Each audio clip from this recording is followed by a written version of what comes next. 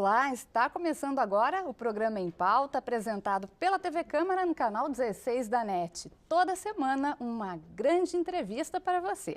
Hoje, às vésperas do início do Festival de Cinema de Gramado, que vai de 12 a 18 de agosto, nós vamos falar sobre a produção cinematográfica gaúcha, brasileira, especial a nossa, local.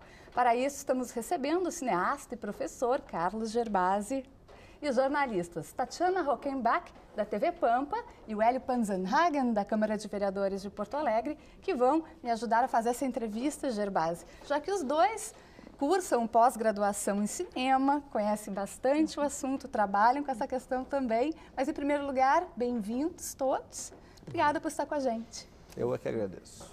Professor, foi meu professor na PUC, inclusive, né? Pouco tempo atrás, Pouco não tempo. foi? E que agora está também já com novos projetos. 3 Garotas e um ET, é isso? Esse é o projeto do filme tradicional, né, de produção, como a gente sempre faz, na casa de cinema, né? E, na verdade, como estava demorando um pouco para sair, como sempre demora, eu acabei fazendo outro antes. Eu rodei no início do ano um filme muito pequenininho em termos de orçamento, de produção, chamado 3Fs. Um filme que a gente quase ninguém ouviu falar dele ainda, vocês vão começar a ouvir falar dele a partir de agora, né? Eu devo lançar no final do ano. Para o grande público, essa questão do tempo que demora, do começo de filmagens ou de produção de um filme até quando ele vai ser exibido, é complicado de entender, vai um ano e edição. Como é que a gente explica assim, essa produção? A primeira coisa a explicar é que um filme não se faz só no set, né? As pessoas acham que o filme é construído ali nas 4 semanas ou 5 semanas, ou sei lá, 7 semanas que leva para filmar o longa-metragem. Mas, na verdade, o set é um momento super importante, mas não é todo o filme, né? O filme começa muito antes disso, na fase de roteiro, depois na fase de projeto, depois na fase de captação de recursos, que é a mais penosa de todas, né? Pode ser 2 anos, 3 anos, às vezes 4 anos, né? E depois filma, e depois, quando termina de filmar, tu acha que o teu problema está resolvido e não está. Tem uma série de outros procedimentos, né? Alguns bem legais, montagem, via música, etc., né? Mas que levam muito tempo também, né? Esse meu último filme, por exemplo, a filmagem em si foram 20 dias. E foi muito legal de fazer, vários ex-alunos meus me ajudando a fazer um filme. E como é um filme de orçamento muito barato, a fase pré-filme foi muito rápida, né? Que eu não tinha praticamente dinheiro nenhum, não tinha o que captar, então eu fiz com os recursos que eu tinha. Mas olha só, a gente terminou de filmar no começo de janeiro, e nós estamos em agosto e o filme não está pronto ainda, né? Porque a montagem, o Giba estava fazendo outras coisas, né? O processo de montagem em si, ele é demorado mesmo. Agora estou na fase de finalização, vendo o som, que é demorado, vendo as músicas. Então, é todo um trabalho de finalização e depois tem o lançamento ainda, né? As pessoas acham que filmar é estar do lado da câmera, né? Não é, infelizmente não é, né? Tatiana Rockenbach, bem-vinda ao programa. Obrigada. Bom, então esse filme, né, e os 3Fs do professor Damasceno, né, é uma homenagem ao Aníbal? Na verdade, a origem é essa piada, é um pouco piada, um pouco sério, né? Essa maneira de ver a vida, né, do professor Damasceno, que foi meu professor e foi professor de vocês também, Sim. E que é uma figura incrível lá na Famex. Ele parou de dar aula faz uns 3 anos, mais ou menos, né, mas de vez em quando ele circula ali ainda, né? Tomamos um bom café juntos e eu peguei, na verdade, um mote, né, o mote da teoria, digamos assim, e a partir daí eu criei uma história, né? Ele aparece no filme, no começo do filme, ele é o primeiro personagem, né? A gente filmou na biblioteca municipal ali no centro. Ficou bem legal, ficou bem legal. Hélio. Gerbasi, a produção cinematográfica que você está falando aqui do Rio Grande do Sul, me parece que está bastante concentrada na casa de cinema, o que é um centro importante, né? Eu gostaria que você destacasse essa importância, até porque me parece que se não fosse a casa de cinema, de algum tempo para cá, o cinema gaúcho teria tido muito mais problemas. Eu acho interessante essa experiência porque ela... Eu concordo em parte. Eu acho que a casa de cinema, ela teve lá lá no final dos anos 90, 98, 99, um papel de desbravar, né? Um papel de começar a fazer coisas em longa-metragem, né? Que o Rio Grande do Sul não costumava fazer, ou não vinha fazendo, né? O Tolerância, então, que é filmado em 99, lançado em 2000, é uma espécie de primeiro longa dessa nova fase. Mas logo depois vieram outros, né? A Anaí Las Missiones, do Sérgio Silva, e uma série, o Otto Guerra fazendo desenho animado. Então, a gente tem a nossa maneira de fazer, as nossas preocupações, né? As nossas associações, que são importantes, né? A gente tem lançado filmes com a Columbia, já lançamos com a Fox, temos o apoio, às vezes, da própria Globo Filmes, né? E isso nos dá uma certa visibilidade, assim, né? E também a gente tenta estar sempre produzindo, porque, na verdade, com o tamanho que a produtora ficou, que não é nada hollywoodiano, mas que são 10 pessoas ali, e uma sede, se tu não estiver produzindo, tu tem prejuízo no final do mês, porque a despesa tu tem sempre, né? E como a gente faz prioritariamente cinema, um pouquinho de TV, mas a gente não faz publicidade, se a gente não está em produção, nós não estamos nos sentindo bem, inclusive na conta do banco, né? Então nós temos que estar sempre alinhavando projetos, levando adiante projetos às vezes maiores, menores, né? Mas a gente tem que estar em movimento, que nem tubarão. Tu não está nadando, tu não tá vivendo, né?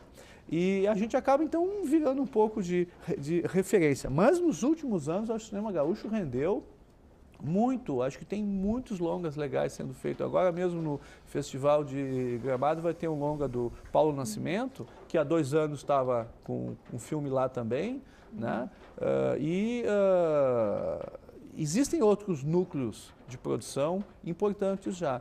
E eu acho que essa diversidade também, né, temática e estética, é muito importante para o cinema gaúcho, né? Quer dizer, tem o Sérgio Silva, que tem o seu cinema de alta qualidade, tem a Casa de Cinema, tem o Paulo Nascimento, tem o Otto Guerra. Tem agora, vai sair o filme do Gustavo Spolidoro, o primeiro longa-metragem da Clube Silêncio, né? Ainda Orangotangos, que eu estou muito, muito curioso de ver, que com certeza é uma outra proposta estética ainda. Essa preocupação da Casa de Cinema em produzir filmes, eu acho que é excelente, a gente que gosta de cinema. Mas a Casa de Cinema tem alguma preocupação também, deve ter, e eu gostaria que tu falasse sobre isso, na relação em exibir os filmes. Praticamente não existem mais cinemas no interior do estado. As salas de cinema estão concentradas em Porto Alegre, na região metropolitana. O interior do estado não tem apoio nenhum para ter seus cinemas de volta, como já houve há algum tempo, não é? Como é que fica essa questão, essa relação do cineasta, do produtor, do diretor? De repente ele tem um filme e não tem onde exibir, ou exibe basicamente na região metropolitana e a produção gaúcha, o cinema gaúcho não chega ao interior, não chega à Uruguaiana, não chega a São Luís Gonzaga, Itaqui, a Santa Maria. Até porque nesses lugares os exibidores, no caso, têm todo aquele custo de transporte do filme, manutenção das salas. Não tem mais as salas, né? Não existem mais as salas, né? É um problema terrível. Eu acho que é o principal problema do cinema brasileiro, do cinema gaúcho. E não se vê discutir muito sobre isso, não é? Não, só acho que fala... a gente está tentando discutir. Como é uma conversa meio chata, às vezes, o grande público, né? O público quer saber dos filmes, das histórias, mas não tem acesso. Quem é a atriz principal. Então não quer saber das dificuldades de exibição do filme. Agora, é o principal debate do cinema brasileiro hoje e gaúcho também. O que aconteceu? Os cinemas de rua acabaram, não é um fenômeno gaúcho, é um fenômeno brasileiro, talvez um fenômeno mundial, né? E enquanto o shopping não é construído, para voltar aquelas salinhas ali, a cidade fica sem cinemas, né? Então, tu vê, tem cinema atualmente em Caxias, em Bento, Santa Maria tinha, vai voltar a ter porque está sendo construído um shopping lá, né? Pelotas ficou muito tempo sem, acho que está sem ainda, né? Então, quando sair o shopping, automaticamente vão vir as salas de cinema. É triste, mas eu não culpo os shoppings. Se não fossem os shoppings, não ia ter nada. Então, tu não pode nem, né, dizer que é ruim. Não, é o que temos hoje, né? O que tem acontecido? Um esforço muito grande às vezes, a gente levar o filme em condições alternativas. O próprio Roda Cine, que é aquele programa do governo do estado de levar o filme em praça pública, é muito interessante. Só que às vezes acontece o seguinte, por exemplo, o Festival de Santa Maria, que aconteceu há nem um mês atrás, o Sal de Prata passou lá. Nunca tinha passado em Santa Maria, então fui lá passar o Sal de Prata, etc. Só que era na praça.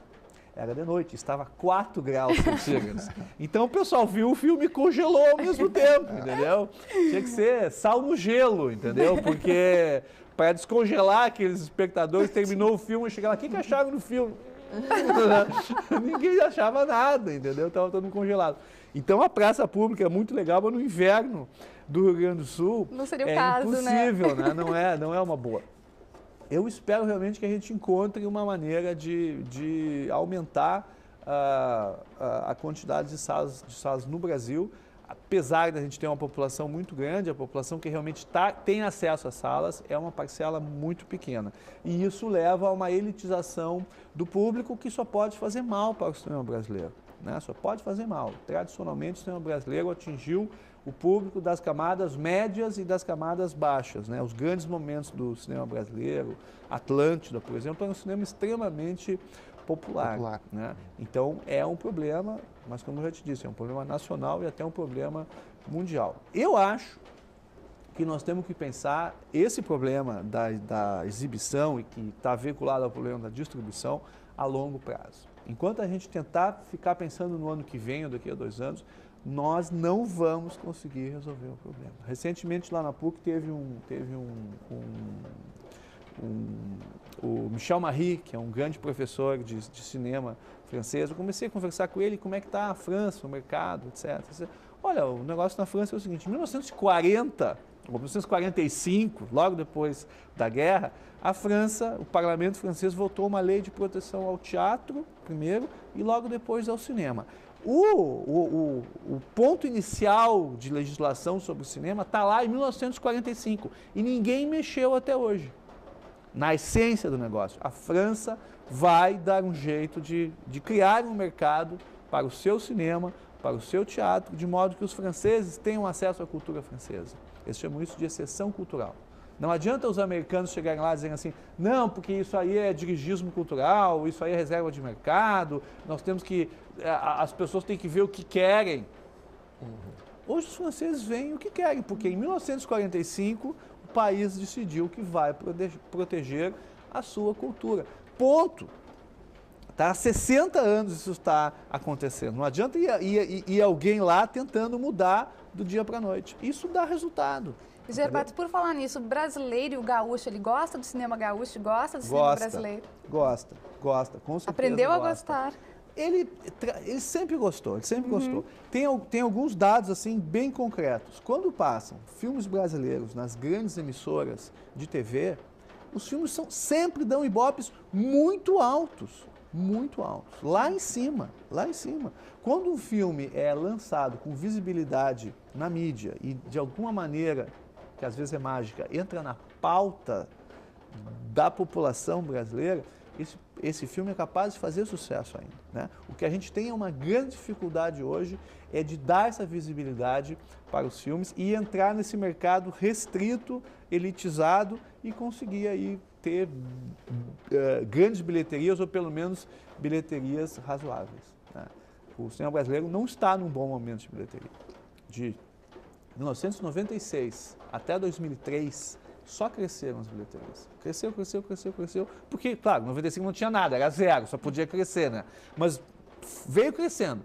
2003 chegamos no melhor momento. A gente estava ocupando mais ou menos 20% do mercado, o que é, para o Brasil, uma ocupação fantástica. A França vai a 50%, 55%, mas nós estávamos com 20% soltando foguete, achando maravilhoso. De 2003 a 2007, só baixou. E todo mundo fica perguntando, mas o que aconteceu? São os filmes, é o mercado, é o número de salas, é o preço do ingresso? Acho que todo mundo é um pouco vilão nisso, né? Todo mundo tem a sua parcela de responsabilidade, mas eu já falei, enquanto a gente não tiver um programa de incentivo ou um arcabouço legal assim, sólido, que não mude a cada 4 anos, quando troca o presidente, quando troca a ideologia, nós vamos ficar penando aí, porque é a longo prazo. A política cultural se faz a longo prazo. Tatiana.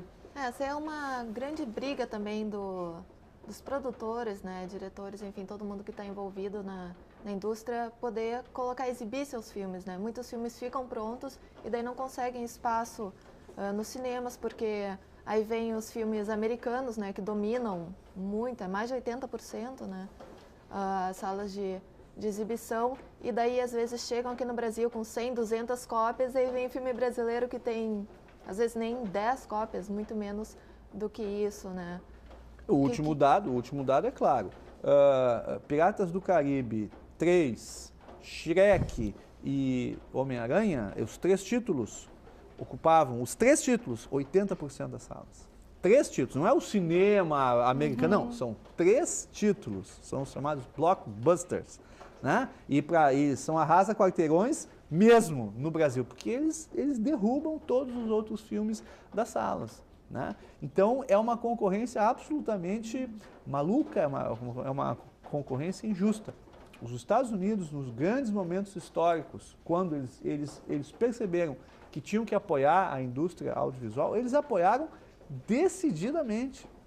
Criaram, por exemplo, leis antitrust. Eles disseram o seguinte: uma coisa é produtor, outra coisa é distribuidor, outra coisa é exibidor. Ou seja, a Columbia não tem salas de cinema. A distribuidora Columbia é uma coisa. Os donos das salas de cinema são outras nos Estados Unidos. Não pode ter uma cadeia em que uma coisa leva a outra, em que os acordos são fechados de modo que só funciona daquele jeito que a corporação decidiu. Aqui no Brasil, os trusts existem, os monopólios, explícitos ou não, existem. E é muito difícil para o governo enfrentar esses monopólios, né? Enfrentar essas estruturas que são muito bem azeitadas, são muito bem feitas para render lucro, porque na verdade é isso, quer dizer, a lei número 1 é o lucro, né? Sol de Prata e Saneamento Básico Filme são 2 filmes que falam sobre fazer filmes, né? Isso para mim eu vejo como um amadurecimento do cinema gaúcho, né? Já passou por várias fases, não mais só um amadurecimento técnico de produção, mas na sua concepção, né? Como é que aconteceu isso? Como é que você chegou a isso? É uma história longa, é claro, mas... Eu acho assim, ó, o fato deles serem meio metalinguísticos, serem bastante metalinguísticos, é uma coincidência, na verdade, né? Porque eu e o Jorge trabalhamos juntos várias vezes, mas no caso desses 2 filmes, o Sol de Prata é roteiro meu e o Saneamento Básico é roteiro do Jorge, né? Foi meio que uma coincidência, talvez a gente tenha amadurecido juntos. Nós 2 somos classe 59, nós né, somos contemporâneos, né? E talvez a gente tenha mais ou menos seguido uma trajetória de preocupação temática que chegou aí. Mas os nossos estilos são bem diferentes, eu acho que são bem... Os próprios 2 filmes, né, são bem diferentes, né? Saneamento Básico eu acho que é a comédia mais explícita do Jorge até hoje, né? Com o ritmo das piadas, com a preocupação em fazer o público rir ou pelo menos sorrir o tempo todo, né? O Sol de Prata não, o Sol de Prata eventualmente pode fazer o público sorrir, mas é um drama, é às vezes até um filme bastante pesado, né? E a reflexão que o Sol de Prata faz sobre o cinema é na área estética do cinema, porque o grande drama do Sol de Prata é uma mulher que não sabe como é que se faz cinema, não sabe como é que se faz ficção e era apaixonada por um sujeito que fazia cinema. Então, quando o sujeito morre, ela não sabe como lidar com os roteiros que ele deixou, ela acha que aquilo é realidade. Então, é uma reflexão sobre a ficção, né? E como as pessoas confundem a ficção com a realidade. Quer dizer, está no nível estético, está no nível do discurso cinematográfico. O Saneamento Básico, não. O Saneamento Básico é sobre cinema, mas sobre a produção do cinema, né? Quer dizer, as dificuldades de fazer o filme e como as pessoas que não entendem de cinema vão fazer cinema do jeito que elas conseguem fazer. Vão fazer um filme bastante tosco, acaba fazendo sucesso o filme, mas vão fazer O Monstro do Fosso, né? Enquanto que a Kátia, no Sal de Prata, ela vai ter toda uma trajetória, ela vai primeiro aprender como é que se monta, né? E depois ela vai conseguir, então, montar os filmes que estão inacabados. Na verdade, o Sal de Prata mostra o amadurecimento, né, de alguém que vai fazer cinema.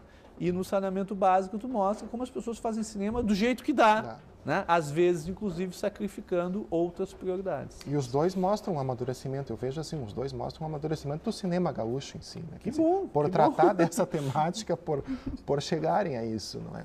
Como é que as escolas estão trabalhando? Nós temos lá no estado aqui várias escolas voltadas ao cinema, mas me parece que elas estão voltadas exclusivamente mais à parte técnica. Não estaria faltando uma parte mais de história, de roteirização, de formação do roteirista, de formação do pensamento em cima do cinema? Olha, eu acho que, bom, eu conheço e posso falar com alguma autoridade do curso de cinema da PUC, porque eu dou aula lá, eu ajudei a criar o curso, a Unicinos, que eu tenho vários amigos que estão lá trabalhando, né? Conheço um pouquinho da UBRA e o de Pelotas eu não conheço quase nada. É um curso que está iniciando agora, então o de Pelotas eu não posso falar. Né? O da PUC e o da Unicinos são cursos em que a prioridade é fazer com que os alunos realizem filmes. Né? O lado prático, o lado da realização é importante nos dois cursos. Mas os dois cursos também têm preocupação de dar uma base cultural, uma base teórica, né, para que esse cinema seja feito com alguma profundidade de estilo, enfim, com alguma preocupação de criar uma obra, né, que signifique alguma coisa. Quer dizer, porque fazer um filme só por fazer o filme não tem graça, o filme tem que dizer alguma coisa. O que acontece é que são cursos relativamente rápidos, né? O nosso curso na PUC é de 5 semestres e o da Unicinos é 3 anos dividido em vários trimestres, né? Então tu realmente não pode fazer uma longa trajetória teórica, cultural, ficar 2 anos dando história do cinema, né? Não tem como, tu tem que dar uma base de preferência séria e forte, mas dada com uma certa rapidez, e depois botar os alunos a fazer filmes. Né? Nós tentamos lá não separar teoria e prática. Porque os alunos começam a fazer os seus filmes enquanto estão tendo os conhecimentos teóricos, história do cinema, gramática, estética, etc. De modo que a teoria dialogue sempre com a prática, né?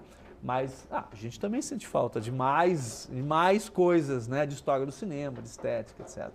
Eu acho que a saída, sinceramente, eu acho que não seja aumentar o tamanho dos cursos de modo a proporcionar esse aprofundamento teórico nesse momento. Até porque o nosso curso é um curso tecnológico.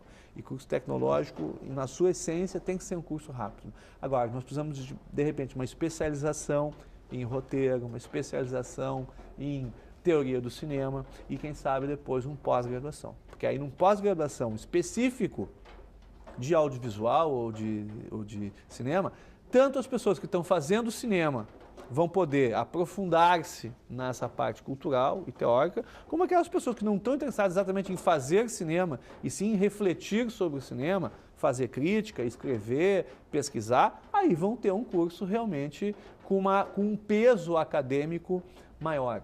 Né? Acho que não tem como tu pensar um curso que dê prioridade à prática e que, ao mesmo tempo, tenha a carga horária cultural e teórica que seria ideal. E a quantidade de número de cursos de cinema tem crescido muito, né, nesses últimos tempos. São 4. Já são 4 aqui só no Rio Grande do Sul, né? E o mercado, assim, ele é pequeno, ao meu ver, assim, a quantidade de cursos está crescendo mais do que o mercado, que está crescendo também, mas não o suficiente para agregar todo esse pessoal aí que está saindo agora dos cursos, para onde é que vai? Eu concordo contigo, mas olha só, quando eu pensei em fazer cinema, não tinha nenhum curso de cinema, era 0. Esses cursos estão iniciando agora. Né? Então, a primeira coisa que eu faço é aplaudir. Ótimo que as pessoas que querem fazer cinema tenham aonde estudar especificamente cinema agora. Eu fiz jornalismo, tenho muito orgulho de ser jornalista e trabalhei como jornalista, como repórter, né? Depois acabei virando cineasta. Mas a minha formação é na área de comunicação. Eu nunca tive um curso formal de cinema, acabei estudando cinema, lendo sobre cinema, fiz pós-graduação e hoje eu dou aula de cinema, mas eu não fiz um curso específico de cinema. Pô, que bom que as pessoas podem agora fazer um curso específico de cinema. Se eles são de mais ou são de menos, o próprio mercado vai fazer essa seleção, porque abrir o curso é relativamente fácil. Manter um curso de boa qualidade, em que os alunos tenham inserção no mercado, ou criem para si o seu próprio mercado, que é o mais comum hoje, não é ficar batendo nas empresas produtoras de cinema, eu quero trabalhar. Não, quase sempre quem está se dando bem é quem está dando um jeito de abrir sua própria produtora, né? Encontrar algum nicho de mercado e a partir daí fazer os seus filmes, fazer os seus vídeos, começar a aparecer. Quais são os nichos atuais aí que estão aparecendo nesse sentido? É propaganda comercial? Propaganda política? tradicional, né, dos grandes anunciantes, aí são só as grandes produtoras de publicidade que fazem, mas cada vez mais com televisão a cabo, com internet, a tendência é que anunciantes médios e pequenos demandem produtos audiovisuais de publicidade. Agora, vídeo empresarial, vídeo de treinamento, né, vídeo usado em atividades de relações públicas são cada vez mais comuns, muito, muito comuns, e é um nicho fantástico, né? Eu costumo dizer para os meus alunos que eles têm que encontrar a sua turma, né? Encontrar um grupo, porque cinema, televisão, audiovisual é coletivo e a partir daí se fortalecer, um fortalece ao outro. Inscrever filme em festival, participar de todas as licitações, concursos públicos,